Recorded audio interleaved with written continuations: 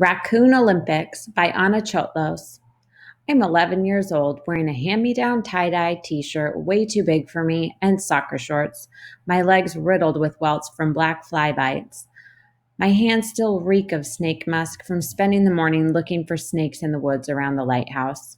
I'm sitting at the picnic table, telling my dad about all the garter and fox and ringneck worm snakes I caught, when the park naturalist, Paul King, stops by to inspect the live traps under the lilac bushes beside the table. He pulls the trap out from under the leaves to reveal one big raccoon. I like Paul. He has spent every summer in the park for decades and knows everything about Rock Island. He's a walking encyclopedia of its history, geography, plants, and wildlife. My family is spending the week as volunteer docents in the island's restored lighthouse. Paul checks on us most days. He tells us where to turn off the official trails to see secret places regular visitors don't get to go, like the coyote dens and the natural rock windows in the cliffs and the ruins of the old fishing village. The day before, Paul told me a ghost story about the St. Martin's lighthouse just across the channel. A long time ago, the lighthouse keeper's 4 children got caught in squall in their rowboat and drowned. Paul pointed out a buoy near the tip of the island and told me the keeper's ghost still walks that beach every night with a green lantern searching for his lost children. That night, I stayed up, peeking out from behind the curtains, and saw a green light bobbing over the water, exactly where Paul said it would be. It's a state park. Why do you trap raccoons? My dad also likes talking to Paul. He smiles with his eyes and leans forward, resting his elbows on the picnic table. Paul stops dragging the trap toward his ATV. No predators on the island, Paul explains.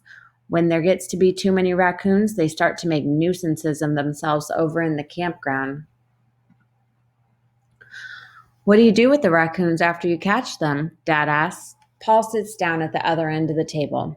Well, we used to release the ones we caught over on Washington Island, but the residents complained. He looks at me carefully.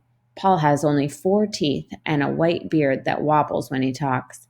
His eyes look like albino woolly bear caterpillars.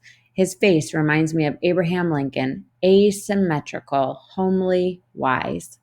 So we decided to train ourselves a swim team for the Raccoon Olympics. I scooch closer, sensing a story. You ever heard of the Raccoon Olympics? Paul asks me. I shake my head. He winks. No? Well, some raccoons are very good swimmers, but we want to find the best for our Olympic team. So whenever we catch one, we have tryouts. Paul doesn't really say what the raccoons look like when they swim, but my swimming raccoons wear goggles and have special swim caps fitted over their ringed tails to decrease drag. They front crawl through the choppy green waves on Lake Michigan. My raccoons swim with excellent form and breath control, pointing their toes as they kick and remembering to breathe on alternate sides. I am missing summer swim team practice this week while we stay at the lighthouse. It will not occur to me until I am an adult to wonder if Paul convinced all the kids he could train wild raccoons to compete in swim meets, or if he just made up a kinder explanation for me.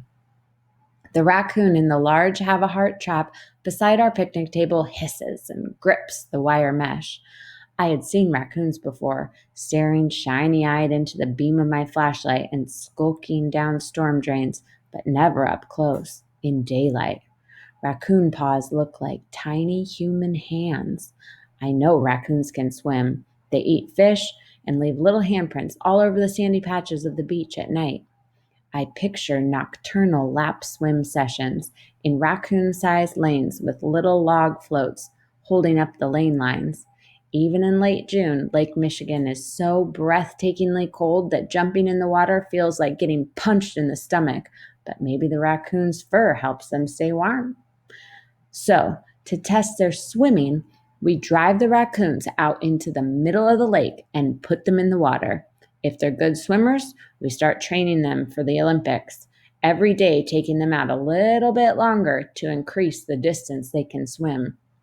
The park rangers have an old wooden fishing boat with peeling forest green paint and a partially enclosed cabin topped with a bulky marine radar receiver.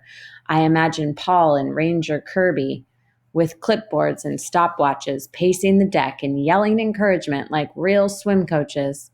Unfortunately, we have not found our champion yet. Paul winks again, but he's looking at my dad, not me. Dad catches my eye as if he wants to tell me something, then looks away. I wonder if Dad has heard of the Raccoon Olympics before. I'll ask him later. As Paul packs up the trap, I wait until I think nobody else is listening and whisper to the raccoon, "Good luck, little guy. Swim fast."